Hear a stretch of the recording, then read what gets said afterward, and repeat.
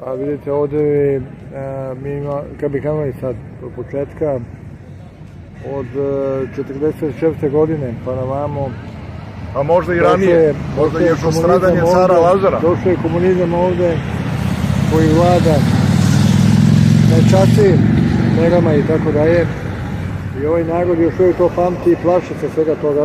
Pa vidite iz tih razloga da mi sad ne bismo išli unazad toliko i da ja vas poštujem i znam da ste u pravu, ali ja imam i druga saznanja da su i prethodne dinastije, nećemo da ih imenujemo tako, isto nisu bile u duhu najmanjinske politike, nisu vodile Srbiju, nego su to uglavnom bile namestničke vlasti, tako, slažete se sa mnom.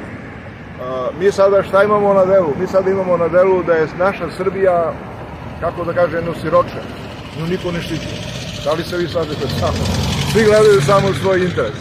Ove političke stranke su po meni privatna preduzeća, koja su finansirana nekim sumnjivim kapitalom. Ako biste sada vi, gospodine, želeli da se kandidujete za predsjednika Srbije, ili ja, ili bilo ko, koliko vam treba novca, šta mislite?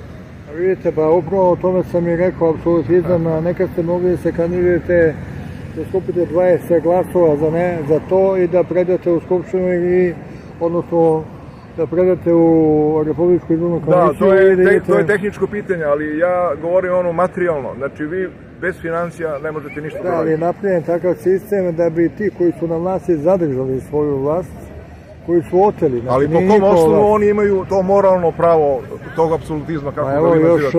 Koji je njihov osnov? Šta su oni zaslužili toliko za Srbiju? Doska je došao na vlast, pa vi znate jako dobro kako je to došlo. Revolucija je bila 5. oktobra ovde, je li tako?